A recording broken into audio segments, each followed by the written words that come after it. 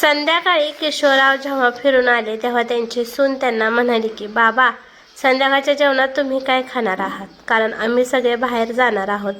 किशोरराव यांनी मनातल्या मनात विचार केला की आज तर रविवार नाही किंवा कुठे फंक्शन नाही, तर मग हे बाहेर कुठे चालले आहेत. किशोरराव त्यांच्या सुनेकडे पाहून हळूच हसले आणि म्हणाले की ठीक आहे सुनबाई, 2 भाकरी बनव, मी त्या दुधासोबत खातो. बाबा, सकाळच्या 2 भाकरी शिल्लक आहेत, त्या जर तुम्ही. एवढं बोलल्यावर किशोररावांना समजलं की सुनबाईला भाकर बनवण्याचा मूड नाही.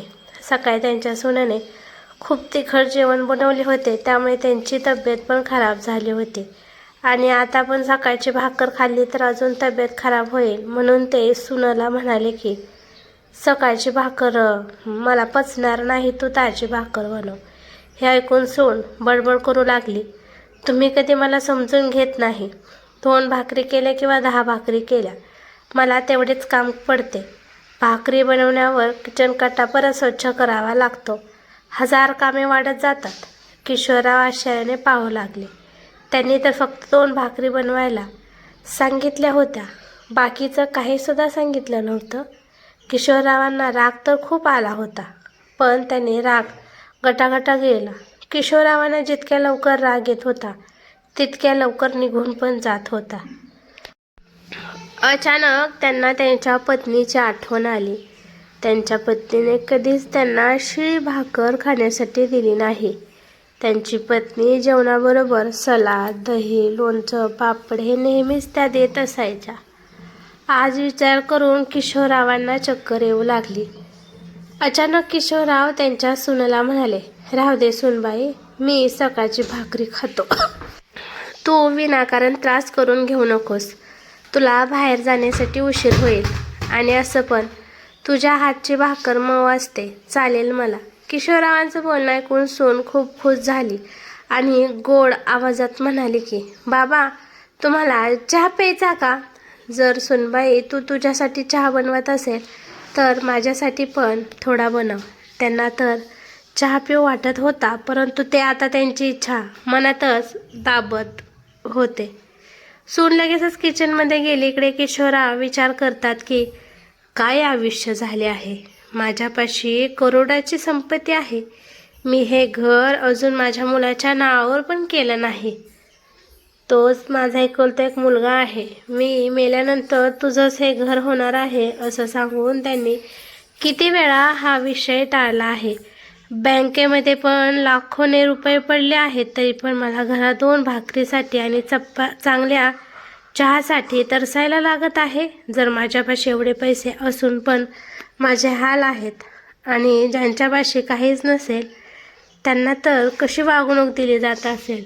किशोरराव डोळे झाकून काहीतरी विचार करत होते तेव्हा अचानक त्यांची पत्नी त्यांच्या विचारांमध्ये आली आणि म्हणाली की तुम्हाला किती वेळा सांगितलं होतं की किचनमधील काम करायला शिका. कोणतं पण काम शिकलेलं वाया जात नाही. साधा चहासुद्धा तुम्ही बनवायला शिकला नाही.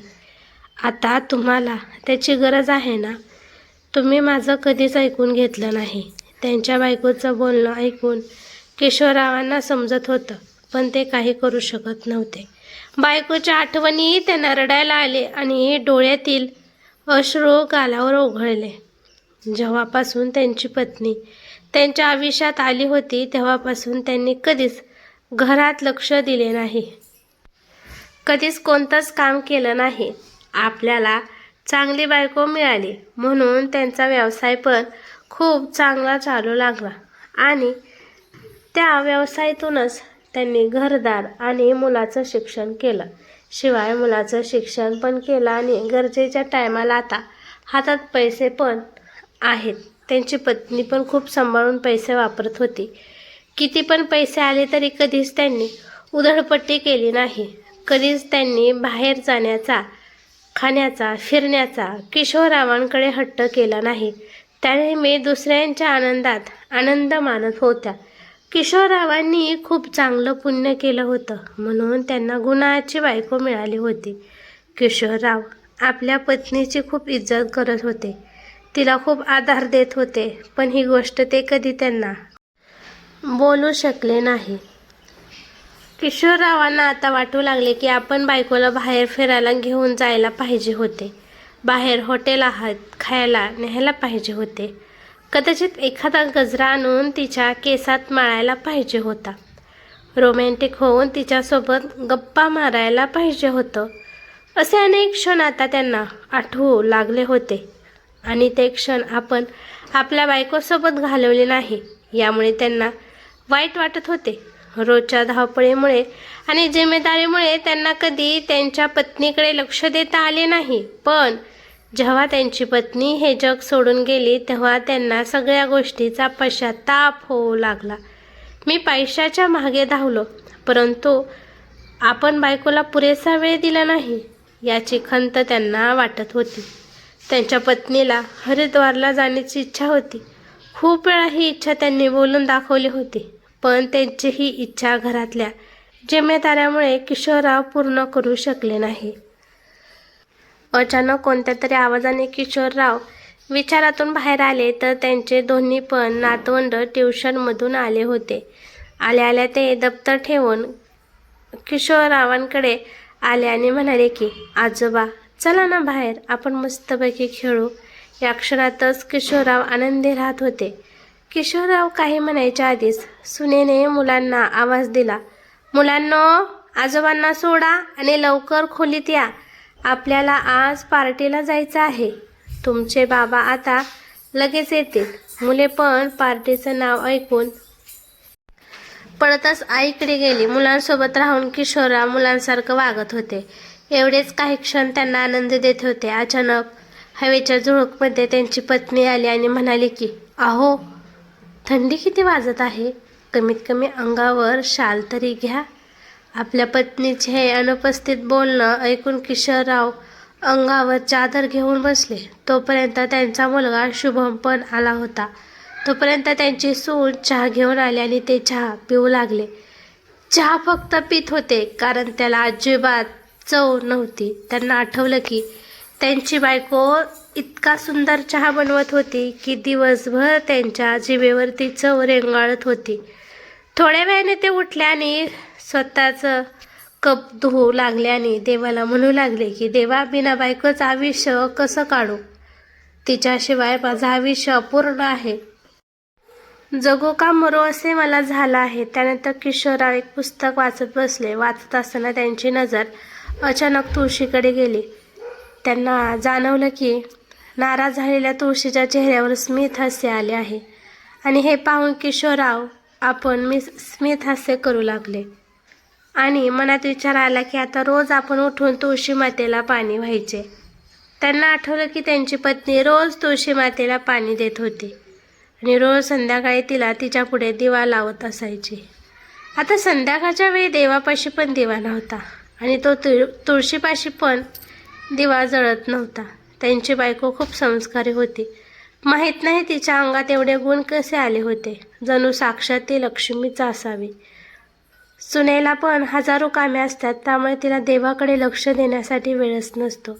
माहीत नाही माझी बायको मला धोका देऊन गेली, निम्या रस्त्यात मला एकट्याला सोडून गेली, मला तिची काळजी पण घेऊ दिली नाही आणि सेवा पण करून दिली नाही. फक्त 3 दिवसच तिला ताप आला आणि त्याच्यातच ती गेली. तापामुळे कोण देवाघरी जाते का? विचार करता करता अजून एकदा किशोररावांच्या डोळ्यात अश्रू आले. अचानक त्यांचा मुलगा शुभम त्यांना म्हणाला, बाबा इथे कुठे एवढ्या हवेत बसला आहात, जाऊन आतमध्ये बसा. आज्ञाकारी वडिलाप्रमाणे ते उठले आणि आतमध्ये जाऊन बसले. दोन्ही नातवंड, सून आणि मुलगा सगळे जाण्यासाठी तयार झाले. पण कोणीच त्यांना खोटं खोटं आमच्यासोबत चला म्हणून पण कोणी म्हणाले नाही. आणि असं पण त्या पार्टीत माझं तरी काय काम आहे असे ते विचार करू लागले. बाबा जास्त वेळ जागत राहू नका, जेवण ठेवले आहे ते जेवण खा आणि गोळ्या खाऊन झोपी जावा. बाहेरील गेट लावा, आमच्याकडे चावी आहे, आम्ही आल्यावर खोलू. गेल्या आठवड्यापासून त्यांना त्रास होत होता, पण मुलाला त्यांना दवाखान्यात नेण्यासाठी वेळ नव्हता. परंतु आज त्याच मुलाला पार्टीला जाण्यासाठी वेळ होता. हा विचार करून मनातल्या मनातच किशोरराव हसत होते. जर आपला सिक्काच खोटा असेल तर कुणाला काही म्हणून फायदाच नसतो. डोक्यामध्ये हजारो प्रश्न घुमत होते. त्यांनी डोक्याने हा म्हणून त्यांना उत्तर दिले आणि हॉलमध्ये येऊन बसले. त्यांचं जेवण खाण्याचं मन नव्हतं म्हणून त्यांनी TV ऑन केला. तेव्हा त्यांना समजले की आज तर व्हॅलेंटाईन्स दिवस आहे, आज प्रेमाचा दिवस आहे, त्यामुळे प्रत्येक ठिकाणी पार्टी एन्जॉय केली जाते. मग त्यांना समजले की व्हॅलेंटाईन्स डे आहे म्हणूनच सून आणि मुलगा पार्टीसाठी गेले आहेत. ते विचार करतात, आमच्या जमान्यात प्रेम तर होते, पण प्रेम व्यक्त करण्यासाठी पूर्ण आयुष्य निघून जाते.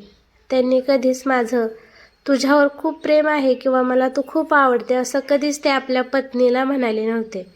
कधी ते आपल्या बायकोच्या वाढदिवसाला गिफ्ट घेऊन आले नाही किंवा लग्नाच्या वाढदिवसाला सुद्धा ते आपल्या बायकोसाठी काही घेऊन आले नाही. तरी पण त्यांची पत्नी प्रसन्न आनंदी होती. कधीच कोणत्या गोष्टीसाठी त्यांच्या पत्नीने त्यांच्याकडे हट्ट केला नाही. माहीत नाही अचानक किशोररावांना काय झालं. त्यांनी त्यांची काठी घेतली, पाकीट घेतलं आणि घराची चावी घेऊन ते बाहेर निघून आले. आणि असेच जिकडे रस्ता जाईल तिकडे चालू लागले. सगळीकडे लाईटिंग मस्त आणि एन्जॉयचे आवाज येत होते.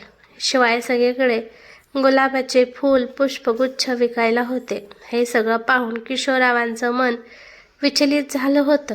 त्यांच्या हृदयात तीव्र वेदना होऊ लागल्या. काहीतरी आपल्या हातून सुटलं आहे याचं त्यांना खूप दुःख वाटू लागलं. वारंवार त्यांना त्यांच्या पत्नीची खूप खूप खूप म्हणजे आठवण येऊ लागली. त्यांनी पाहिलं की आईस्क्रीमच्या दुकानावर खूप गर्दी आहे, पण त्याच्याकडे दुर्लक्ष करत ते पुढे गेले. तेव्हा तिथे एक फुगे विकणारी मुलगी दिसली. ती म्हणाली की आजोबा, थोडेसे फुगे राहिले आहेत, तुम्ही विकत घेता का? असं म्हणून ते किशोररावांकडे बघून हसू लागले. फुग्याला पाहून किशोररावांना त्यांच्या पत्नीची आठवण आली. त्यांच्या पत्नीला फुगे खूप आवडत होते. मुलांना नेहमी त्या स्वतः फुगे फुगवून देत होत्या. फुगे फुगवत असताना त्या पण छोट्या मुलागत वागत होत्या. ते त्या मुलीकडे पाहू लागले आणि विचार करू लागले की देवाने आपल्याला घेणाऱ्याच्या नाही तर देणाऱ्याच्या ओळीमध्ये उभा केला आहे. त्यांनी खूप सारे पैसे देऊन ते फुगे विकत घेतले. एवढे पैसे पाहून ती मुलगी आश्चर्यचकित झाली, पण काही म्हणाली नाही. पैसे घेऊन ती पुढे चालू लागली आणि वारंवार पाठीमागे वळून पाहू लागली. हातामध्ये फुग्यांना घेऊन ते उभे होते आणि डोळ्यातून अश्रू वाहत होते. डोळ्यातून वारंवार अश्रू येत होते. काय येत होते, कशामुळे येत होते हे फक्त त्यांच्या अंतर्मनाला माहीत होतं. पण अचानक त्यांना काय झालं काय माहीत. त्यांनी हातामधल्या फुग्यांकडे पाहिले आणि मोठ्याने आय लव्ह यू बायको म्हणून ओरडले. त्यांचा आवाज ऐकून आसपासचे त्यांना पाहू लागले, पण कोणी काही बोलायच्या आधीच ते अचानक जमिनीवर पडले.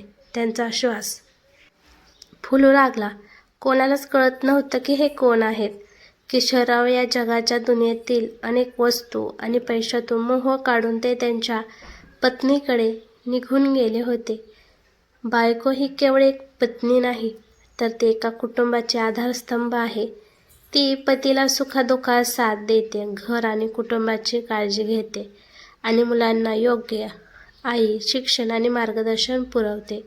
तिच्या प्रेमळ आणि समजूतदार स्वभावामुळे कुटुंबात सकारात्मक वातावरण निर्माण होत. ही कथा कशी वाटली ते मला कमेंट करून नक्की सांगा. कथा आवडली तर लाईक शेअर नक्की करा आणि चॅनलवरती नवीन असाल तर चॅनलला सबस्क्राईब करा. धन्यवाद.